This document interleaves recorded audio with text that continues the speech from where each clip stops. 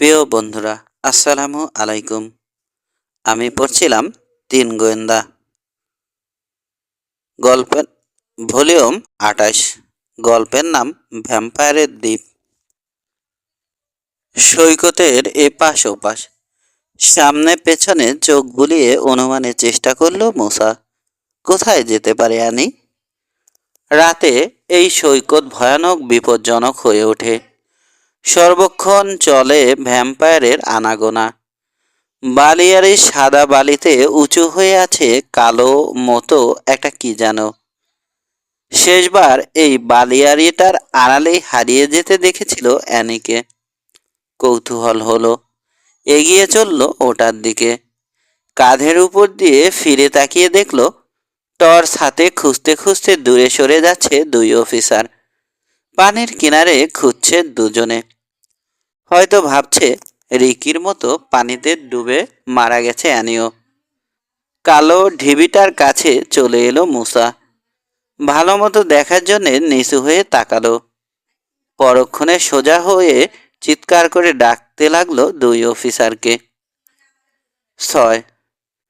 বালিতে চিত হয়ে পড়ে আছে অ্যানি। একটা হাত বুকের উপর, আর এক হাত পাশে ছড়ানো। চাঁদের আলোয় ফ্যাকাশে লাগছে সাদা চামড়া। নিথর হয়ে পড়ে আছে সে। কোনো কিছুতে হাত দিও না, মূসাকে সাবধান করলো মহিলা অফিসার। সরে যেতে বলল। অ্যানের দিকে তাকিয়ে আছে মূসা। খোলা চোখ দুটো নিষ্প্রাণ, শূন্য চাহনি মেলে যেন তাকিয়ে রয়েছে রাতের আকাশের দিকে। হা হয়ে থাকা মুখ বালিতে ভরে গেছে। নাকের ফুটোয় ও বালি। জানা দরকার কি করে মারা গেল। কাছে যেতে মানা করেছে তাকে অফিসাররা। করুক, শুনবে না কথা, জানতেই হবে। দাঁড়িয়ে দাঁড়িয়ে কথা বলছে দুজনে। মূসার দিকে চোখ নেই। এই সুযোগে অ্যানির লাশের কাছে চলে গেল সে। বসে পড়ে হাত বাড়িয়ে গলার কাছে চুল সরিয়ে দিল। চিৎকার করে উঠল দুই অফিসার। ওকে সরিয়ে নিতে এলো একজন। ততক্ষণে যা দেখার দেখে ফেলেছে মূসা। চাঁদের আলোয় স্পষ্ট দেখা গেল গলার শিরার উপরের চামড়ায় দুটো ফুটো।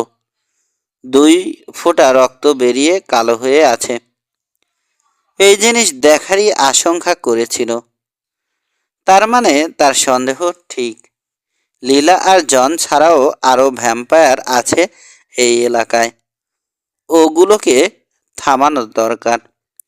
নইলে রিকি আর অ্যানির মতো আরো কত জীবন যে নষ্ট করবে ঠিক নেই। চাপা রাগ ফুঁসে উঠতে লাগলো ভেতরে ভেতরে। এখানে দাঁড়িয়েই আরো একবার প্রতিজ্ঞা করলো, সবগুলোকে ধ্বংস না করে ক্ষান্ত হবে না। খুঁজে বের করবে, খুন করবে একে একে। দোকানটাকে কোনোটাকে রেহাই দেবে না। স্যান্ডি হোলেকে পুরোপুরি মুক্ত করবে ভ্যাম্পায়ারের কবল থেকে। বালিতে বসে পড়ল মূসা। মাথার মধ্যে কেমন ঘোর লেগে আছে। মোবাইল ফোনে খবর পেয়ে আরো অনেক পুলিশ এসে হাজির হয়েছে। কাজে ব্যস্ত ওরা। লাশটা যেখানে পাওয়া গেছে, সাদা রঙের প্লাস্টিকের খুঁটি দিয়ে তার চারপাশ ঘিরে দিয়েছে। সূত্র খুঁজে বেড়াচ্ছে। কিভাবে মারা গেল মেয়েটা বোঝার চেষ্টা করছে। বসেই আছে মূসা। অবশেষে কাজ শেষ হলো পুলিশের। ওকে ডাকলো একজন। একটা গাড়িতে তুলে নিল। চুপচাপ বসে রইল সে। কারো সঙ্গে কোনো কথা বলল না। ওরা তাকে জিজ্ঞেস করলো না কিছু। থানায় নিয়ে যাওয়া হচ্ছে ওকে। অন্ধকার শহরটা ওর পাশ দিয়ে পার হয়ে যাচ্ছে যেন স্বপ্নের মধ্যে। মেইন স্ট্রিট আর ওশন অ্যাভিনিউটা যেখানে ক্রস করেছে, তার এক কোণে দাঁড়িয়ে আছে বাড়িটা। পাথরে তৈরি পুরানো বাড়ি। জানালায় মোটা লোহার শিক লাগানো। জেলখানার মতো। হাজত না জেল। অস্বস্তি বোধ করতে লাগলো সে। শেষবার ওর সঙ্গে দেখা গেছে অ্যানিকে। লাশটাও খুঁজে বের করেছে সে। তার জন্যে কি সন্দেহ করা হচ্ছে ওকে? ওকারিস নামে একজন ডিটেকটিভ তার অফিসে নিয়ে ঢোকালো মুসাকে। তারপর শুরু হলো মুষলধারে প্রশ্ন। একই প্রশ্ন বারবার, কখনো কণ্ঠস্বর চড়িয়ে, কখনো নামিয়ে, কখনো ধমকের সুরে, কখনো কোমল স্বরে। কোথায় দেখা হয়েছে অ্যানির সঙ্গে? কতদিনের পরিচয়? শেষবার ওর সঙ্গে কোনখানে ছিল? কতক্ষণ? ইত্যাদি ইত্যাদি, এবং আরও নানা প্রশ্ন। জবাব দিতে দিতে ক্লান্ত হয়ে গেল মুসা। ভোরের ঘণ্টাখানেক আগে ছাড়া পেল সে। হেঁটে চলল মেইন স্ট্রিট ধরে, বন্ধ দোকানগুলোর পাশ দিয়ে। একটা লোককেও দেখা গেল না এ সময়ে। দ্রুত হাঁটতে লাগলো সে। যত তাড়াতাড়ি সম্ভব সরে যেতে চাইছে যেন থানার কাছ থেকে। সে যে নির্দোষ এটা পুলিশকে বোঝাতে পেরেছে কিনা বুঝতে পারছে না। মনে হয় পারেনি। ওকারিস ওকে সন্দেহ করে বসে আছে। ছেড়ে দিয়েছে বোধহয় ওর গতিবিধির উপর চোখ রাখার জন্যে। দোতলার শিক লাগানো জানালাগুলোর কথা মনে পড়তে আবার কেঁপে উঠল সে। ওর মধ্যে আটকা থাকতে হলে মরেই যাবে। আবার অ্যানির কথা ভাবল, রিকির কথা ভাবল। রাগটা মাথা চাড়া দিল আবার। মনে মনে আবারও কসম খেল, ভ্যাম্পায়ারের দলকে ধ্বংস না করে শান্ত হবে না। কি করে খতম করতে হয় ওদের ভালো মতোই জানে এখন সে। ড্রাকুলার বইতে পড়েছে। একজন পাদ্রীকে জিজ্ঞেস করেছে, একজন মাওলানাকে জিজ্ঞেস করেছে। পাদ্রী বলেছেন, কাঠের চোখা খুঁটি ঢুকিয়ে দিতে হবে ভ্যাম্পায়ারের বুকে। কুরুশ বাড়িয়ে ধরলে ভ্যাম্পায়ার আর এগোয় না। মাওলানা বলেছেন, আল্লাহ রাসূলের নাম করলে কোনো জিন ভূতেরই সাধ্য নেই কাছে এগোয়। দুজনেই একটা ব্যাপারে একমত। রোদের আলো আর আগুন সহ্য করতে পারে না রক্তচোষা ভূত। রোদের মধ্যে বের করে নিয়ে এলে কিংবা গায়ে আগুন ধরিয়ে দিলে ধ্বংস হতে বাধ্য। বুকে কাঠের খুঁটি পোতার চেয়ে আগুন ধরানোটাই সহজ মনে হয়েছে ওর কাছে। তবে সবার আগে প্রথম কাজটা হলো ওদের খুঁজে বের করা। সাজের আকাশের দিকে তাকিয়ে আছে কণিকা। কেমন অসহায় বোধ করছে। কোথায় ওরা, ভাবল। সব সময় এত দেরি করে কেন আসতে? শহরে গিয়ে ছেলেগুলোকে খুঁজে বের করার কথা ভাবল একবার। চোখের সামনে থেকে সরিয়ে দিল উড়তে থাকা লম্বা কালো চুল। জোরে নিঃশ্বাস ফেলল। ওর এত তাড়া থাকাটা উচিত না। ডলি আর কিমি কখনো তাড়াহুড়ো করে না। পা থেকে স্যান্ডেল খুলে নিল সে। ঠান্ডা বালি ঢুকে যাচ্ছে আঙুলের ফাঁকে। হাঁটতে গেলে লাফ দিয়ে দিয়ে উঠে আসছে পায়ের পাতার উপরে। মাথার উপর ডানা ঝাপটানোর শব্দে মুখ তুলে তাকালো সে। অনেকগুলো বাদুড় একসঙ্গে উড়ে চলেছে পাহাড়ের দিকে। বালিয়ারির পাশ দিয়ে চলার সময় খিলখিল হাসির শব্দে চমকে গেল। ফিরে তাকিয়ে দেখল টিলার আড়াল থেকে বেরিয়ে আসছে কিমি আর ডলি। ঝাঁপিয়ে পড়ল ওর উপর। ঘাবড়ে গেল কণিকা। ধাক্কা দিয়ে সরিয়ে দিল দুজনকে। চিৎকার করে উঠল, এই কি করছো? রক্ত খাবো, জবাব দিল ডলি। কি যা তা বলছো? আমি তোমাদের স্বজন।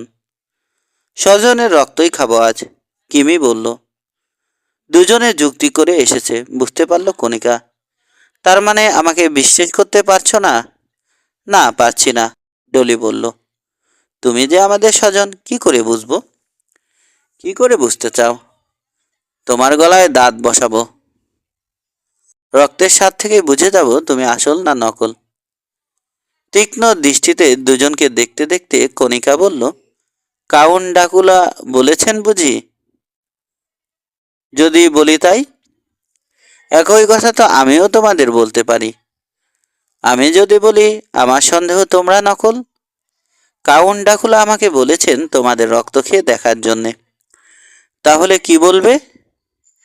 প্রশ্নের জবাব দিতে পারল না কিমি আর ডলি। পরস্পরের দিকে তাকাতে শুরু করলো। দ্বিধায় ফেলে দিয়েছে ওদের বুঝতে পেরে চাপ দিল কণিকা। কই দাঁড়িয়ে আছো কেন? এসো রক্ত টেস্ট করো আমার, তারপর আমি তোমাদের রক্ত টেস্ট করব। ডলির দিকে তাকিয়ে আচমকা ধমকে উঠল কিমি। তখনই বলেছি এসব চালাকির দরকার নেই, ও আমাদেরই লোক। জন যখন ঢুকিয়েছে নকল হতেই পারে না। কাউন্ট ডাকুলো যতই বলুন, নইলে আমাদের যা করতে বললেন একই কাজ কণিকাকেও করতে বলবেন কেন? কণিকার দিকে তাকালো। থাক, নিজেরা নিজেরা ঝগড়া করে আর লাভ নেই। কোথায় যাচ্ছিলে? শহরে। আমরাও যাব। 7। পরদিন সন্ধ্যায় রবিনকে ফোন করলো মুসা। সারাদিন ওর খোঁজ পায়নি। আশা করেছিল আসবে, আসেনি। সে নিজেও যোগাযোগ করতে পারেনি। সারা রাত থানায় কাটিয়ে এসে ভোরের দিকে সেই যে শুয়েছিল উঠেছে দুপুরের পর। সাগরে গিয়ে সাঁতার কেটেছে অনেকক্ষণ। ফিরে এসে গোসল করে খাওয়া দাওয়া সারতে সাথে বিকেল শেষ। কাপড় পরে বেরোনোর জন্য রেডি হয়ে এখন রবিনকে ফোন করলো। ফোন ধরলো বোর্ডিং হাউসের অ্যাটেন্ডেন্ট। ওখানেই উঠেছে রবিন। মুসার শত চাপাচাপিতেও ওদের ভাড়া করা কটেজে ওঠেনি। লোক বাড়লে গাদাগাদি হয়ে যাবে। আঙ্কেল আর আন্টির অসুবিধে হবে। বেড়াতে আসা মানুষকে কোনোভাবে বিরক্ত করা উচিত না। রবিন কোথায় জানতে চাইল মুসা। রবিন মিলফোর্ড ঘরে। আপনি কে? আমি তার বন্ধু মুসা আমান। দেখে দেয়া যাবে প্লিজ? ধরো দিচ্ছি। রিসিভার নামিয়ে রাখার শব্দ শুনতে পেল মুসা। বেশ দেরি করে এসে ফোন ধরল রবিন। কে? মুসা। অ্যানির খবর শুনেছ? হ্যাঁ, কেবল শুনেইনি, নিজের চোখে লাশ দেখে এলাম। মুসা বলল। কাল রাতে সৈকতে গিয়েছিল আমার সঙ্গে। বেরিয়ে টেরিয়ে 11:30 নাগাদ বাড়ি ফিরে যাওয়ার কথা বলে আমার কাছ থেকে চলে গেল। রাত দুপুরে পুলিশ এসে ঘুম থেকে জাগালো আমাকে। বলল বাড়িতে ফিরে যায়নি সে। ওর মা নাকি খোঁজাখুঁজি করছে। আমাকে ওদের সঙ্গে যেতে হবে। সৈকতে লাশ খুঁজে পাওয়ার পর আমাকে থানায় ধরে নিয়ে গেল। তারপর প্রশ্নের পর প্রশ্ন, যেন খনিটা আমি। মানুষের জীবনটা কি অদ্ভুত, তাই না? কাল দেখলাম বেঁচে আছে, হেসে খেলে বেড়াচ্ছে, অভিনয় করছে, আজ নেই। কোনোদিন আর মঞ্চে উঠবে না, কথা বলবে না। একটা দীর্ঘশ্বাস ফেলল রবিন। মুসা চুপ করে আছে। অ্যানের গলার দাগগুলোর কথা বলবে কিনা ভাবছে। রবিন বিশ্বাস করবে না। এতদিন যেমন করেনি এখনো করবে না। মুসা শুনছো? হ্যাঁ। চুপ করে আছো কেন? এমনি। তোমার কথা শুনছি। তোমার গলা এমন লাগছে কেন? শরীর খারাপ নাকি? হ্যাঁ, খুব টায়ার্ড লাগছে সারাটা দিন ধরে। কেন এরকম হচ্ছে বুঝতে পারছি না। আর ঘুম, বিছানা থেকেই উঠতে ইচ্ছে করছে না।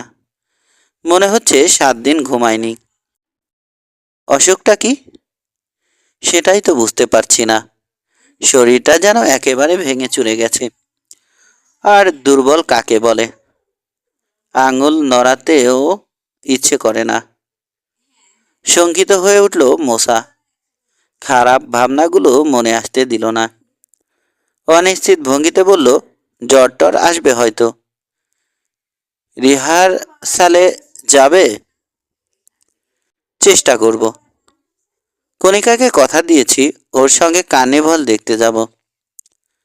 বন্ধুত্বটা তাহলে ভালো মতোই হয়ে গেছে? হাসলো মুসা। কি জানি, মেয়েটা যেন কেমন, এখনই ভালো এখনই কেমন হয়ে যাচ্ছে। অস্বাভাবিক। খুব অবাক লেগেছে আমার। এক মুহূর্ত চুপ করে থেকে মোসা বলল, ঠিক আছে, রাখি। থিয়েটারে দেখা হবে। রিসিভার রেখে জানালা দিয়ে বাইরে তাকালো সে। রবিনের ক্লান্তির কথা শুনে ভালো লাগছে না। ভ্যাম্পায়ারের খপ্পরে পড়ার পর রিকির ক্লান্ত লাগতো, জিনারও লাগতো। ক্লান্তি, ঘুম, বিছানা থেকে উঠতে ইচ্ছে না করা, ফ্যাকাশে চেহারা, ঘোর লাগা ভাবভঙ্গি এসব ভ্যাম্পায়ার রক্ত খেয়ে যাওয়ার লক্ষণ। রিকি তো মরেই গেল। জিনা বেঁচেছে কপাল গুনে, তবে ওই সময়কার কথা কিছু মনে করতে পারে না। জিনা কিছু বলতে পারেনি বলেই কিশোর আর রবিনকে ভ্যাম্পায়ারের কথা বিশ্বাস করাতে পারেনি সে। ভূতের কথা হেসে উড়িয়ে দিয়েছে কিশোর। অবিশ্বাসী দৃষ্টিতে তাকিয়েছে রবিন। তবে এইবার ওদের ভুল ভাঙানোর সময় এসেছে। যা মনে হচ্ছে রবিন নিজেই পড়েছে ভ্যাম্পায়ারের কবলে। রবিনকে সাবধান করে লাভ হবে না, ও কথা শুনবে না। সাবধান থাকতে হবে মোসার নিজেকে। রবিনের উপর চোখ রাখতে হবে, যাতে রক্ত খেয়ে খেয়ে ওকেও মেরে ফেলতে না পারে ভ্যাম্পায়ার। ইস, রিকির ব্যাপারটাও যদি আগে ভাগে বুঝতে পারতো, তাহলে এভাবে অপঘাতে মরতে হতো না বেচারাকে। অ্যানি যে এভাবে ভ্যাম্পায়ারের কবলে পড়বে সেটাও আন্দাজ করতে পারেনি মুসা। ওকেই ভ্যাম্পায়ার ভেবে বসেছিল। সামনের টেবিলটায় এক কিল মারল সে।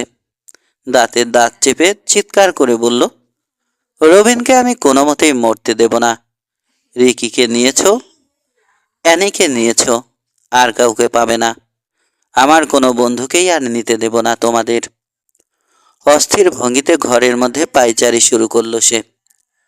রবিনের গলায় দাঁতের দাগ আছে কিনা দেখে শিওর হয়ে নিতে হবে। কাষ্টাকার, কণিকার।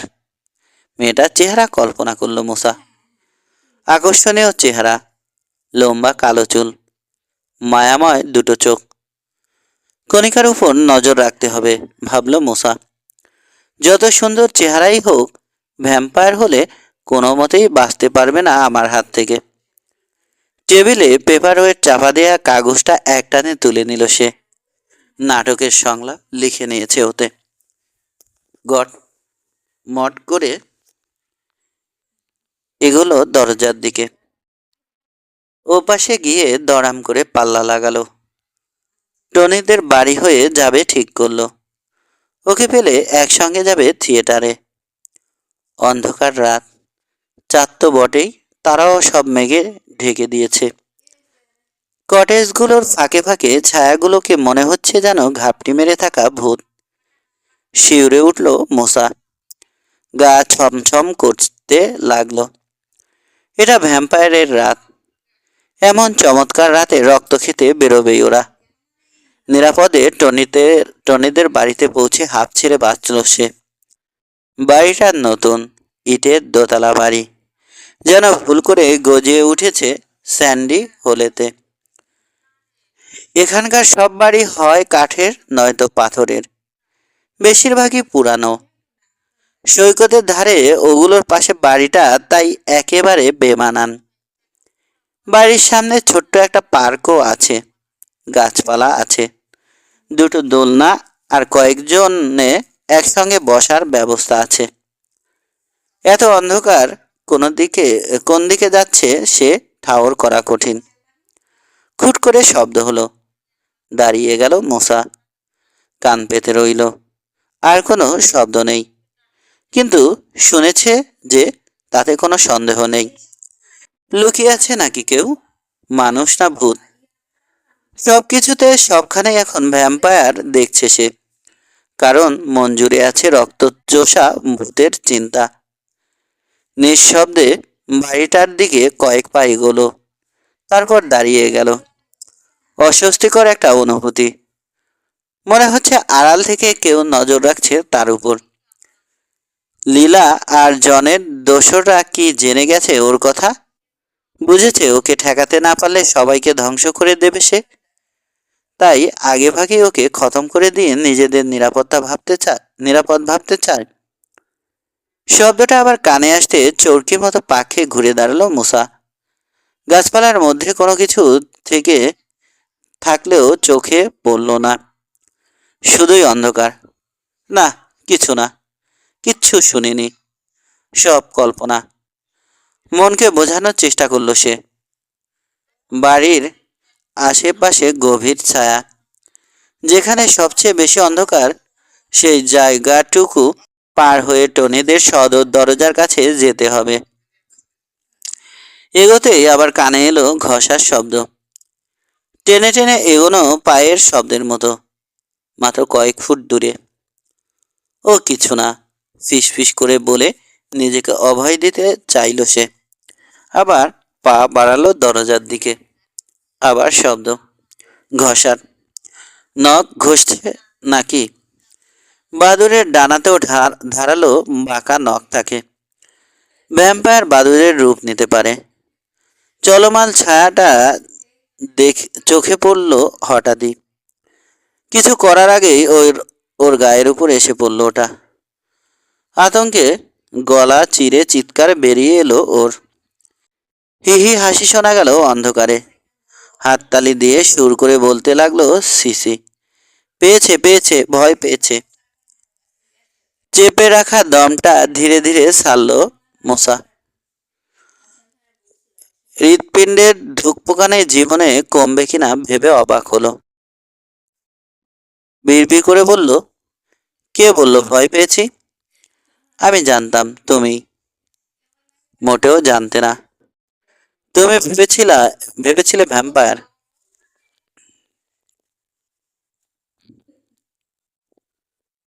বিড়বিড় করে বলল, কে বলল ভয় পেয়েছি? আমি জানতাম তুমি।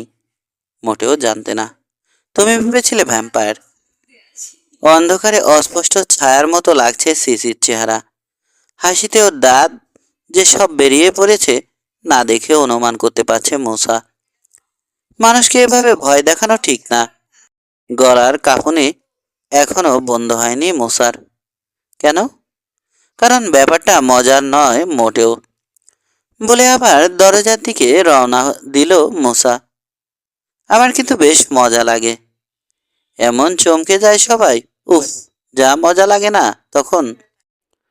জবাব না দিয়ে বেল বাজালো মশা। কয়েক সেকেন্ড পর দরজা খুলে দিল টনি। ইস, তোমার বোনটা না একটা পাজির পা ঝাড়া, অভিযোগ করল মশা। 8। নীরবে থিয়েটার হাউসের দিকে এগিয়ে চলেছে দুজনে, মশা আর টনি। অ্যানির কথা ভাবছে মশা। দুঃখ হচ্ছে ওর জন্যে। কাল সবার সঙ্গে যোগ দিয়েছিল সে, আজ আর থাকবে না। কত সহজেই না একজন জলজান্ত মানুষ হারিয়ে যায় চিরকালের জন্যে। রবিনের জন্যও দুশ্চিন্তা হতে লাগলো। স্যান্ডি হলের দক্ষিণ ধারে সামান্য উঁচু একটা ঘাসে ঢাকা জমিতে দাঁড়িয়ে আছে থিয়েটার হাউসটা। আয়তাকার কাঠের বাড়ি, দেয়ালে সাদা রং, জানালাগুলো সবুজ। মশা আর টনি একসঙ্গে হলে ঢুকলো। অনেকে এসেছে, সবার মধ্যে চাপা উত্তেজনা। মঞ্চের কাছে জড়ো হয়েছে। অ্যানির কথায় আলোচনা করছে সবাই। সবার মুখের দিকে তাকাতে লাগলো মশা। ওদের মধ্যে কোনজন ভ্যাম্পায়ার? কণিকাকে খুঁজলো তার চোখ, কোথাও দেখতে পেল না ওকে। ওই যে কিমি, টনি বলল, আমি যাই, পরে কথা বলবো তোমার সঙ্গে। মঞ্চ থেকে নামার সিঁড়ির কাছে কাছে কয়েকটা মেয়ের সঙ্গে দাঁড়িয়ে আছে কিমি। টনিকে ওর দিকে আসতে দেখে হাসলো। অন্যদিকে ভিড়ের মধ্যে রবিনকে খুঁজলো মশা। দেখতে না পেয়ে থিয়েটার হাউজের আরেক দিকে রওনা হলো। স্যান্ডি হলোরই কেউ খুন করেছে অ্যানিকে। পাশ কাটানোর সময় বাদামি চুল একটা মেয়ের মন্তব্য কানে এলো মশার। এমন কেউ যাকে আমরা চিনি। এই মশা, মুখ তিলে ভরা একটা ছেলে ডেকে বলল, নাটকটা আর হবে কিনা কিছু শুনেছ? মাথা নাড়ল মশা। ছেলেটার মুখের দিকে তাকালো। এমন ফ্যাকাশে চামড়া কেবল ভ্যাম্পায়ারেরই হতে পারে। দিনের বেলা বেরোতে পারে না, রোদে যেতে পারে না, অন্ধকার ঘরে কফিনের মধ্যে শুয়ে থাকতে হয়, তাই এই অবস্থা। একে মনে রাখতে হবে, ভাবল সে। থিয়েটারের দরজা খুলে গেল। ফিরে তাকালো মোসা। ক্লান্ত ভঙ্গিতে ঢুকছে রবিন। চমকে গেল মোসা। রীতিমতো করুণ রবিনের অবস্থা। বিধ্বস্ত চেহারা। ঘুমের ঘরে হাঁটছে যেন রবিন। মেঝের দিকে চোখ রেখে পা টেনে টেনে এগোচ্ছে মঞ্চের দিকে। ভিড় ঠেলে ওর দিকে এগোলো মোসা। কিন্তু সে রবিনের কাছে পৌঁছার আগেই ছায়া থেকে বেরিয়ে এলো কণিকা। পৌঁছে গেল রবিনের কাছে। হাত ধরে টেনে নিয়ে চলল ওকে সিটের দিকে। কথা বলতে বলতে হাসছে। কণিকার দিকে কঠিন দৃষ্টিতে তাকিয়ে আছে মোসা। রবিনের অসুস্থতার জন্য সেই দায়ী কিনা বোঝার চেষ্টা করছে। রবিনের গলায় দাঁতের দাগ আছে নাকি আগে দেখতে হবে, তারপর অন্য কথা। পাশ থেকে কে যেন হাত চেপে ধরল। হাই মুসা। ডলি। পরনে ডেনিম কাট অফ আর একটা নীল হলটার টপ। লম্বা চুলগুলোকে পেছনে কষে বেঁধেছে। ঘোড়ার লেজের মতো ঝুলছে ঘাড়ের উপর। হাঁ করে তাকিয়ে রইল মুসা। সুন্দর লাগছে ডলিকে, তবে কোনখানে যেন একটা খুঁত আছে। চোখে নাকি মনে হলো। শীতল চাহনি। কেমন লোভাতুর। খবর শুনেছ? জিজ্ঞেস করলো ডলি। নীরবে মাথা ঝাঁকালো মোসা। সাংঘাতিক কাণ্ড। কালকের এত বড় ঘটনার পরেও সবাই রিহার্সালে এলো, অবাকই লাগছে আমার। আমি তো ভাবলাম ভয়ে আজ রাতে বাড়ি থেকেই বেরোবে না কেউ। তুমিও তো বেরিয়েছ। খিলখিল করে হাসলো ডলি।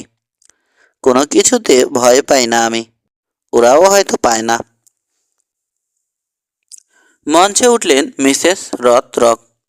মাঝখানে গিয়ে দাঁড়িয়ে হাত তুললেন চুপ করার জন্যে। Attention please. এই, আমার কথা শোনো তোমরা।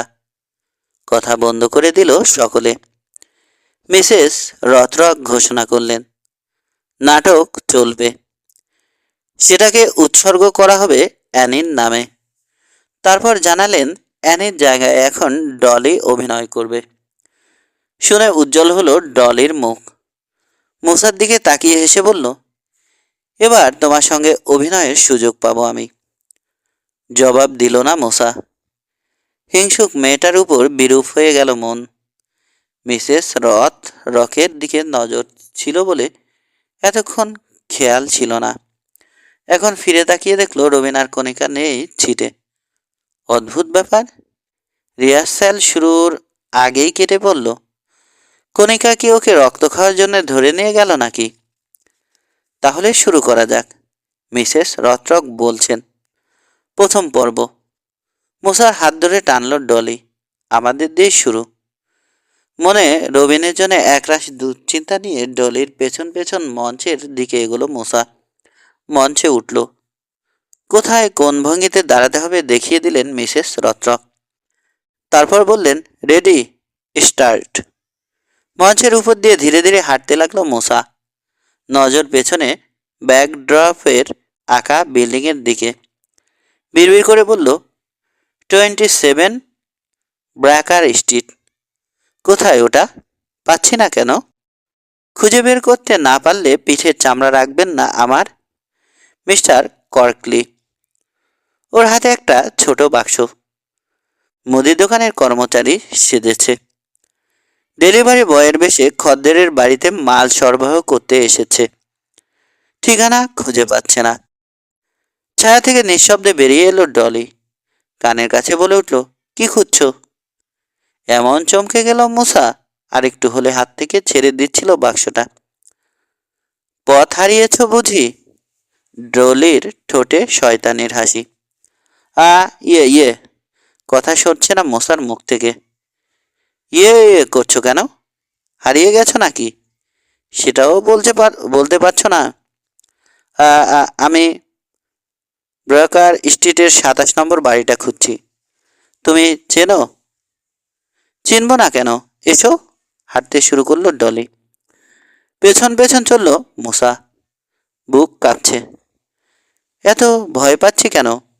মনে মনে নিজেকে ধমক লাগালো সে। এটা তো আর আসল নয়, নাটক। তবে আসল বিপদও আছে স্যান্ডি হলেতে। পথ হারানো মানুষের কাছে এভাবেই আচমকা এসে উদয় হয় ভ্যাম্পায়ার। সেটা ভেবে নিজেকে ভয় পাওয়ানোর চেষ্টা করলো। মনে হলো তাতে অভিনয়টা জমবে ভালো। হঠাৎ মশাকে চেপে ধরল ডলি। হাত থেকে বাক্স ফেলে দিল মশা। ধাক্কা দিয়ে ডলিকে সরানোর চেষ্টা করলো। আসরিক শক্তিতে তাকে জাপটে ধরল ডলি। ফাঁক হয়ে গেল ঠোঁট। দুদিকের কোণা সরে গিয়ে বেরিয়ে এলো মারাত্মক সদন্ত। মঞ্চের আলোয় ঝকঝক করে জ্বলছে দাঁত দুটো। মূসার গলায় দাঁত বসিয়ে দিতে গেল। ভূত বলে চিৎকার করে উঠল মূসা। কিছুতেই ডলির বাহু মুক্ত হতে না পেরে চেঁচাতে শুরু করলো, বাবা গো, খেয়ে ফেললো, বাঁচাও বাঁচাও।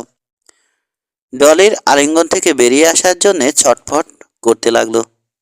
আরে করছো কি? আবার চিৎকার করে উঠল মূসা। চিৎকারটা আগের চেয়ে বাস্তব মনে হলো, অভিনয় নয়। এত জোরে দাঁত ফোটাচ্ছ কেন? কেটে যাবে তো। হাসি শোনা গেল দর্শকদের, কিন্তু কানেই তুলল না ডলি। দাঁতের চাপ কমালো না সামান্যতম, বরং বাড়াতে শুরু করলো। নয়। আরে করছো কি? ছাড়ো ছাড়ো, চিৎকার করতে লাগলো মূসা। যখন কোনো মতেই ছাড়ল না ডলি, এক ধাক্কায় ওকে সরিয়ে দিল। হাসি বাড়ল দর্শকদের। পিছিয়ে গেল ডলি। প্লাস্টিকের দাঁত দুটো খুলে নিল। গলায় হাত বোলাতে লাগলো মশা। রক্ত বেরোয়নি, তবে দাঁতের চাপ আরেকটু জোরে লাগলে যেত ফুটো হয়ে। বাপরে বাপ, আসল দাঁতের চেয়ে কম শক্ত নয় এই প্লাস্টিকের দাঁত। সরি, ডলি বলল। অভিনয়ে এতটাই মনোযোগ দিয়ে ফেলেছিলাম, তুমি যে ব্যথা পাবে সেটাও মনে ছিল না। আহত জায়গা ডলতে লাগলো মশা। ডলির সরেই বলাও তার গোমরা মুখে হাসি ফোটাতে পারল না। ভোতা স্বরে বলল, তবে স্বীকার করতেই হবে তুমি ভালো অভিনেত্রী। উজ্জ্বল হলো ডলির চোখ। থ্যাঙ্কস, ভেরি গুড, চমৎকার অভিনয় করেছ, মিসেস রথরক বললেন। পরের দৃশ্য, রবিন এসো। দুর্বল ভঙ্গিতে মঞ্চের দিকে এগিয়ে আসতে দেখা গেল রবিনকে। অন্য মানুষ লাগছে আজ ওকে, সেই প্রাণ চঞ্চল রবিন নয়। সংলাপও বলতে পারল না ঠিক মতো। নিরস কণ্ঠ, তাতে প্রাণ নেই। যা করলো সেটাকে আর যাই বলা যাক, অভিনয় বলা যাবে না। বাতিল করে ফেলেছে ওকে, আনমনে বিড়বিড় করলো মশা। শুনে ফেললো ডলি। কণিকার সঙ্গে বেরিয়েছিল না একটু আগে? আহা, কি মনে হতে ঝট করে তাকালো ডলির দিকে। কণিকার সঙ্গে বেরোনোয় কি হয়েছে? না কিছু না, অন্যদিকে চোখ ফেরালো ডলি। ওর আচরণ রহস্যময় মনে হলো মশার কাছে।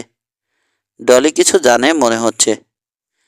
ভ্যাম্পায়ারের ব্যাপারটা সেও সন্দেহ করেছে নাকি? রিহার্সালের পর মশা আর ডলির সঙ্গে টনি আর কিমিও এগোলো দরজার দিকে। বাড়ি যাবে এখন? মশাকে জিজ্ঞেস করলো টনি। এই সময় রবিন আর কণিকাকে আসতে দেখে মশা বলল, না, এত সকাল সকাল যাব না। কণিকার উপর নজর রাখতে চায় সে। চলো প্রিন্সেসে যাই, খিদে পেয়েছে। রবিনের দিকে তাকালো ডলি। তোমাকে দেখে তো মনে হচ্ছে কয়েক বছর ধরে ঘুমাওনি। উল্টোটা বললে রবিন বলল, সারাদিনই ঘুমাই এখন। জেগে উঠে দেখি ঘুমানোর আগে যেমন ছিলাম তার চেয়ে দুর্বল লাগছে। তাকিয়ে আছে মূসা। রিকি আর জিনার সঙ্গে রবিনের অসুস্থতার 16 আনা মিল। গলার দাগ আছে কিনা দেখার চেষ্টা করলো, নেই। দ্বিধায় পড়ে গেল সে। রবিন কি আসলেই কোনো রোগের শিকার? ভ্যাম্পায়ারের নয়। পোলো শার্ট পরেছে রবিন, উঁচু কলার। গলার নিচের দিকটা দেখা যায় না। ওখানে দাগ থাকতে পারে, পুরো গলা না দেখে নিশ্চিত হওয়া যাবে না। রবিনের হাত ধরে টানল কণিকা। চলো বেরোই। কোথায় যাব? প্রিন্সেসে। মুসা বলল, না। হাই তুলতে তুলতে জবাব দিল রবিন, আমার ঘুম পাচ্ছে, আমি বাড়ি যাব। হতাশ মনে হলো কণিকাকে। 1 ঘন্টার জন্যেও পারবে না? ক্লান্ত ভঙ্গিতে মাথা নাড়ল রবিন। মুসার দিকে তাকালো। মুসা, আমাকে বাড়ি পৌঁছে দিতে পারবে? একা যেতে ভরসা পাচ্ছি না। চলো। কিন্তু মুসা, বলতে গেল ডলি। বাধা দিল মুসা। না ডলি, আজ আর তোমার সঙ্গে যেতে পারলাম না। কাল দেখা যাবে। রবিনকে দিয়ে আসা দরকার। ও অসুস্থ। এই না বললে প্রিন্সেসে যাবে? বলেছি। রবিন বাড়ি যেতে চাইবে, জানতাম না। তোমরাও চলে যেতে পারো। আজ আর প্রিন্সেসে যাওয়া হবে না। সে তো দেখতেই পাচ্ছি। কণিকার মতোই হতাশ মনে হলো ডলিকেও। মুসার দেখা দেখি টনিও যদি মত পাল্টায়, এই ভয়ে তাড়াতাড়ি ওর হাত ধরে টান দিল কিমি। চলো, ওরা না গেলে নাই, আমরাই যাই। মাথা ঝাঁকিয়ে মুসা আর রবিনকে পরে দেখা হবে বলে কিমির হাত ধরে বেরিয়ে গেল টনি। একা যেতে যেন ভালো লাগছে না কণিকার। এদিক ওদিক তাকাচ্ছে। পাশ থেকে বলে উঠল একটা কণ্ঠ, কি ব্যাপার, একা নাকি? ফিরে তাকালো সবাই। মুসা দেখল সেই তিল পরা ছেলেটা। কণিকার দিকে হাত বাড়িয়ে দিল ছেলেটা। হেসে বলল, আমি ইমি। কান্নে বলে যেতে ইচ্ছে করছে। একা একা যেতে ভালো লাগছে না। একজন সঙ্গী পেলে যেতাম। ভয় নেই। খেলাধুলার খরচা সব আমিই দেব। কি ভেবে রাজি হয়ে গেল কণিকা। রবিনের দিকে তাকিয়ে বলল, ঠিক আছে, তুমি বাড়ি যাও, আমি এর সঙ্গে চলে যাচ্ছি। হ্যাঁ না কিছু বলল না রবিন। বলার শক্তিও যেন নেই। এমের সঙ্গে বেরিয়ে গেল কণিকা। রবিনের দিকে তাকালো মুসা। এসো। সারাটা পথ ক্লান্ত ভঙ্গিতে হেঁটে এলো রবিন। উঁচু নিচু জায়গাগুলোতে তাকে ধরে ধরে পার করলো মুসা।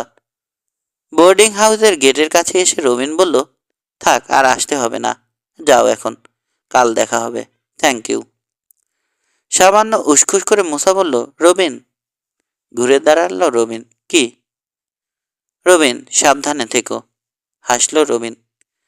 বাড়ির বারান্দা থেকে এসে পড়া আলোয় মলিন দেখালো হাসিটা। দেখো, রোগ হওয়াটা কারো হাতে নয়। সাবধ সাবধানেই তো থাকি। আমি সে কথা বলছি না। তাহলে? ও, ভ্যাম্পায়ার। তোমার মাথা থেকে এখনো গেল না সেটা? কই, হপ্তা তো পেরিয়ে গেল এখানে এসেছি। ভ্যাম্পায়ারের ছায়াও তো চোখে পড়ল না। কিন্তু আমি দেখে ফেলেছি। পরে কথা বলবো। আমি আর দাঁড়িয়ে থাকতে পারছি না। ঠিক আছে, যাও। পরেই কথা বলবো। তুলে দিয়ে আসবো বারান্দায়? না, লাগবে না। বাড়ি ফিরতে ইচ্ছে করলো না মোসার। সঙ্গী হিসেবে কাউকে পাওয়া যাবে না এখন আর। ডলিও চলে গেছে। একা একাই সৈকতে রওনা হলো সে। চলে এলো ডগ হাউসের কাছে। দ্বীপটার দিকে তাকিয়ে গা ছমছম করে উঠল। ফিরে তাকালো পেছনের কালো পাহাড়ের দিকে। বাদুড় উড়ে যাচ্ছে মাথার উপর দিয়ে। দ্বীপ থেকে আসছে। যাবে ওই পাহাড়টায়। খেয়ে দেয়ে পেট ভরিয়ে অন্ধকার থাকতে থাকতেই আবার দ্বীপে ফিরে যাবে। একা একা থাকতে ভালো লাগলো না বেশিক্ষণ। ফিরে চলল। এতক্ষণ কৃষ্ণপক্ষের হলুদ চাঁদ ছিল আকাশে। এখন সেটাও মেঘে ঢাকা পড়েছে।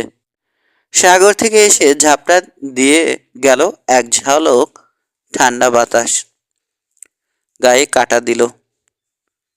অন্ধকার। চাঁদ মেঘের খেলা। ভ্যাম্পায়ার আসার উপযুক্ত সময়। সাবধানে এগিয়ে চলল মোসা। ভয় লাগছে তার। দোয়া দরুদ পড়তে পড়তে এগোলো। হাঁটতে হাঁটতে বালিয়াড়িটার কাছে চলে এলো। কিছু ঘটল না। মেঘের আড়াল থেকে বেরিয়ে এলো চাঁদ। ভুতুড়ে ঘোলাটে আলো ছড়িয়ে দিল আবার। বালিয়াড়ির কাছ দিয়ে চলার সময় কালো কি যেন পড়ে থাকতে দেখল সে। আবার কালো জিনিস। ধড়াস করে উঠল বুক। মানুষ না তো। পায়ে পায়ে এগিয়ে গেল ওটার দিকে। মানুষই। পড়ে থাকার ভঙ্গিটা ভালো না। আরো কাছে এসে দেখলো উপুর হয়ে পড়ে আছে। বুকের মধ্যে দুরু দুরু করছে ওর। পকেটে হাত দিল। এখনো আছে রিকির বুটেন লাইটারটা। দ্বীপে গিয়ে জিনাকে আনার সময় একবার কাজে লেগেছে ওটা। তারপর থেকে আর কাজ ছাড়াই করে না। আলো জেলে পড়ে থাকা মানুষটার মুখ দেখে চমকে গেল সে। ইমি একবার নাড়ি টিপে বুঝে গেল বেঁচে নেই। বালিতে মাখামাখি মুখ, গলায় ঝাঁক বেঁধে রয়েছে মাছি। নিশাচর মাছিও আছে তার মানে। রক্ত খায় নাকি? হাত দিয়ে প্রায় ডলে সরালো সেগুলোকে। গলার চামড়ায় স্পষ্ট দেখা গেল ফুটো দুটো। এক ফোঁটা করে রক্ত লেগে রয়েছে সেগুলোর উপর। মুখের চামড়া ময়দার মতো সাদা। শুষে ছিবড়ে বানিয়ে ফেলা হয়েছে ওকে। এক ফোঁটা রক্ত থাকতে ছাড়েনি। একেবারে রিকির মতো। কে করলো কাজটা? বেরিয়েছিল তো কণিকার সঙ্গে। সন্দেহটা সরাসরি কণিকার উপরই পড়ে। তবে সে নাও হতে পারে। মাত্র আগের দিন একইভাবে অ্যানি খুন হয়েছে এখানে। সে তো আর কারো সঙ্গে বেরোয়নি। তার মানে খুন করার পদ্ধতি বদল করেছে ভ্যাম্পায়ার। রাতে এসে ওত পেতে থাকে শিকারের আশায়। কাউকে একা পেলেই ঝট করে মাথা তুলে চারপাশে তাকাতে শুরু করলো মশা। নির্জন সৈকতে কোনো মানুষের সারা শব্দ নেই। সে একা। তার রক্ত খাওয়ার জন্যও আসবে না তো ভ্যাম্পায়ার? একটা মুহূর্ত আর থাকতে সাহস করলো না। লাফ দিয়ে উঠে দাঁড়ালো, ছুটতে শুরু করলো লোকালয়ের দিকে। 10 পরদিন রাতে পিৎজা কোবে দুটো টেবিলে বসেছে টনি, রবিন, কিমি, ডলি, কণিকা আর মুসা। আলোচনা হচ্ছে ইমির মৃত্যু রহস্য নিয়ে। মেইন স্ট্রিটের একটা পে ফোন থেকে থানায় ফোন করলো। মুসা বলছে ফোন করলাম, মুসা বলছে। মাথাটা তখন পুরো খারাপ আমার। ভয়ে উত্তেজনায় থরথর করে কাঁপছে হাত পা। কথাও বলতে পারছিলাম না ঠিক মতো। যাই হোক, পুলিশ এলো। নিয়ে গেলাম লাশের দিকে। ওদের কাজ শেষ হওয়ার পর আবার আমাকে নিয়ে গেল থানায়। চললো একটানা জিজ্ঞাসাবাদ। ডিটেকটিভ অফিসার অকারিসের সন্দেহ আরও বেড়েছে আমার উপর। বাড়বেই। দুটো খুন হলো। একজনের সঙ্গে শেষ দেখা গেছে আমাকে। তাছাড়া দুজনের লাশই খুঁজে পেলাম আমি। অকারিসের বোধহয় সন্দেহ খুন করে রেখে এসে খুঁজে বের করার অভিনয় করেছি। কথা শেষ করে সবার মুখের দিকে তাকাতে লাগলো মশা। কোনো ভাবান্তর নেই ডলির। রবিনকে আগের দিনের চেয়ে ক্লান্ত লাগছে। কণিকার পাশে বসে আছে চুপচাপ, চোখ লাল। মাথা সোজা রাখতেও কষ্ট হচ্ছে। বারবার ওর গলার দিকে তাকাচ্ছে মশা। পোলো শার্টের কলারের জন্য আজও দেখা যাচ্ছে না দাঁতের দাগ। কণিকার দিকে তাকালো সে। একটা পেপার ন্যাপকিন ছিঁড়ে কুচি কুচি করে এক জায়গায় জমাচ্ছে কণিকা। হাত কাঁপছে ওর। ভয়ে নাকি? ভয় না কচু। মনে মনে রেগে গেল মূসা। অভিনয় করছে, দেখাচ্ছে আমাদের যে ওর কোনো দোষ নেই। মৃত্যুর আগে অ্যানির হয়েছিল তোমার সঙ্গে শেষ দেখা, বিষণ্ণ কণ্ঠে বলল কণিকা। আর ইমির হলো আমার সঙ্গে। বিশ্বাসই করতে পারছি না। এক টুকরো পিৎজা বাড়িয়ে দিল রবিন। নাও। আমি এখন কিচ্ছু মুখে দিতে পারবো না। জোরে জোরে মাথা নাড়ল কণিকা। মনটা ভীষণ খারাপ। ওর দিকে তাকিয়ে রইল মূসা। জানে ভ্যাম্পায়াররা রক্ত ছাড়া কিছু খেতে পারে না। কণিকার চামড়া মোমের মতো সাদা, যেন রক্ত শূন্যতায় ভুগছে। দিনের বেলা না বেরোতে পারলে, চামড়ায় রোদ না লাগলে এরকম